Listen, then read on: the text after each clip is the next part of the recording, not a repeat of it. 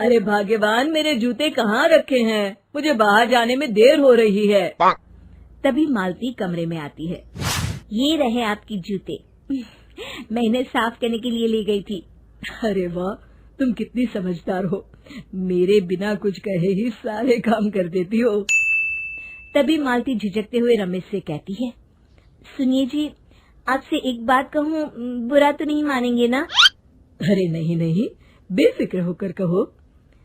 शादी से पहले मैं अपने मायके में नौकरी करती थी।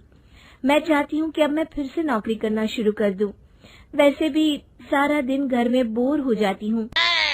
देखो मालती, तुम्हारे नौकरी करने से मुझे कोई ऐतराज नहीं है, लेकिन तुम्हें एक बात बता दूं, हमारे खानदान में आज तक कभी किसी औरत ने नौकरी नहीं की। फिर भी एक बार तुम माँ से पूछ कर देखो, अगर वो तुम्हें नौकरी करने की इजाजत दे देती है तो अच्छी बात है। रमेश वहाँ से चला जाता है। फिर उसी शाम मालती अपनी सास के पैर दबा रही होती है। तभी उसकी सास मालती से कहती है, अरे क्या बात है बहू, आज तो ठीक तरह से मेरे पैर नहीं दबा रही। किसी ख्याल में खोई पड़ी है क्या? मैं भी तो जानूं आखिर बात क्या है। दरअसल वो माँ जी। अरे हाँ हाँ बोलो, इतना सोच क्यों रही हो? माँ जी, अगर आप बुरा न माने तो मैं नौकरी करना चाहती हूँ। घर के काम करने के बाद मेरे पास काफी वक्त बच जाता है। मालती की ये बात सुनकर उसकी सास गुस्से में कहती है, अरे बहू, तेरी तबीयत तो ठीक है ना? आज ये कैसी बहकी बातें कर रही है?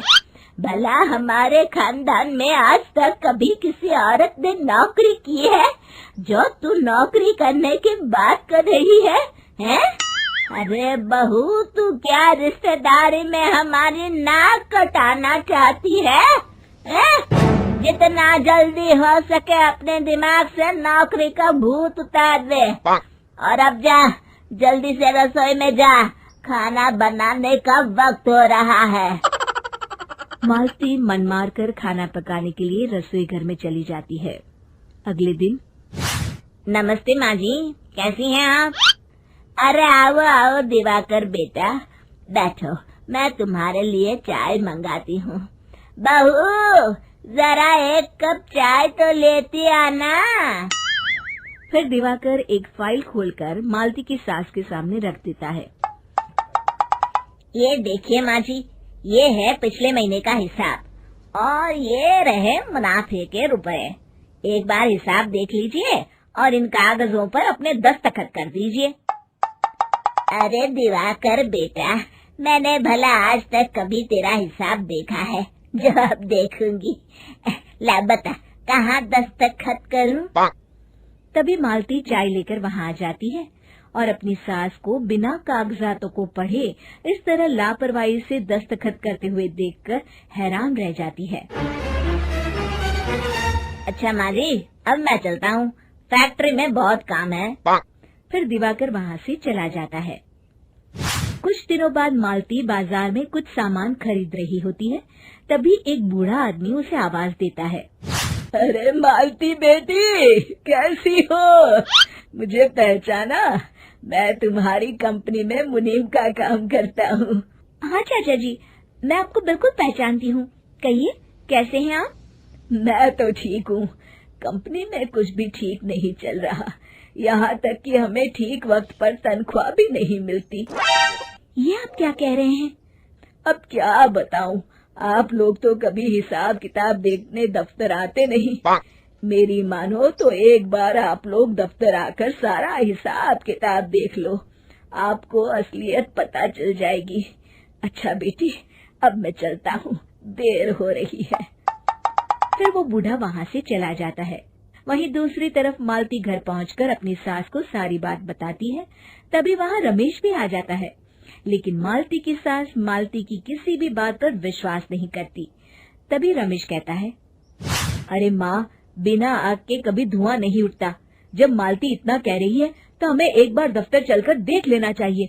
वैसे भी हम लोग काफी दिन से अपने दफ्तर नहीं गए हैं। इस तरह किसी एक आदमी के भरोसे काम छोड़ना मुझे भी ठीक नहीं लगता। अगले दिन वे सभी अपने दफ्तर पहुंचते हैं और सीधे दिवाकर के कैबिन में जाते हैं। अचानक सबको एक साथ देखकर दिवाकर चौंक जाता है। अरे माँ जी, आप सब लोग अचानक यहाँ कैसे आ गए? अगर कुछ काम था तो मुझे एक फोन कर दिया होता, मैं आपके घर आ जाता। तभी मालती की सास कहती है, अरे दिवाकर बेटा, आज मैं हिसाब देखने दफ्तर आई हूँ, जरा मुझे पिछले 6 महीनों का हिसाब दिखाना तो बेटा। दिवाकर घबराते हुए हिसाब की फाइल मालती की सास को देता है।